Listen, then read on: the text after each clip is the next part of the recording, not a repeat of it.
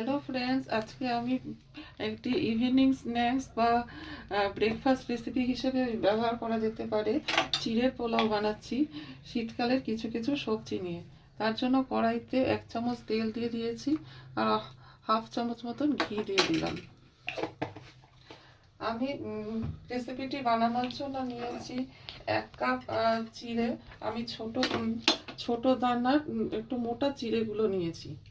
আর নিয়েছি অল্প একটু ফুলকপি, অল্প ক্যাপসিকাম, গাজর, মটরশুঁটি, একটু চিনেবাদাম আর পরিমাণ মতো মানে আন্দাজ মতো নুন আর চিনি নিয়ে নিয়েছি। আমি রেসিপিটি শুরু করার জন্য প্রথমে ঘিটা গরম বসিয়ে দিলাম। প্রথমে দিলাম চিনেবাদামটা ফ্রাই হতে।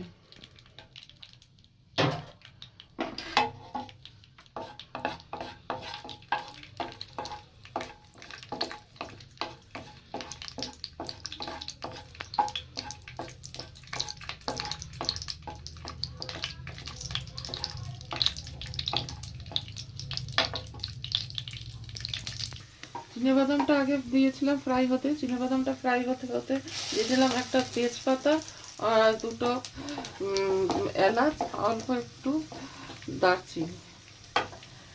এটা ফ্রাই হতে হতে আমি দিয়ে দিলাম ফুলকপি, অল্প কিছুটা কাটা ফুলকপি। ফুলকপি আর গাজরটা দিয়ে দিলাম।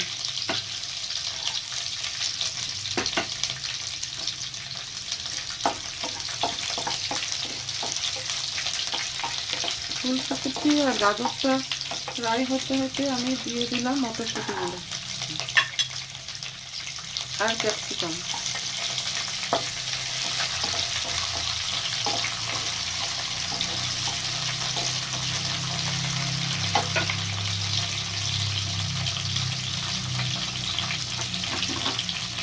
অল্প একটু নুন দিয়ে দিলাম,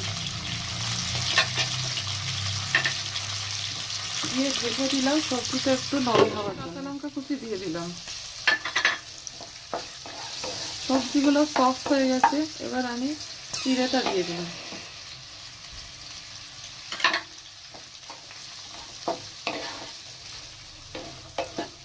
আমি একজনের মতন করে বানাচ্ছি, তাই আমি 1 কাপ চিড়ের আন্দাজেই সমস্ত উপকরণ নিয়েছি। 1/4 চামচ হলুদ গুঁড়ো দিয়ে দিলাম।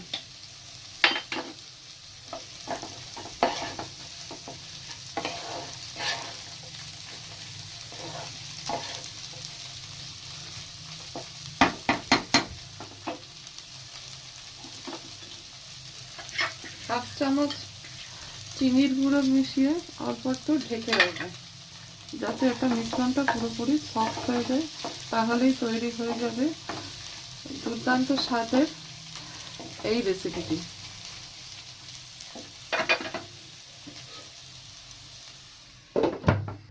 চিড়ের পোলাও রেসিপিটি রেডি হয়ে গেছে। আমি পরিবেশন করে দেখালাম।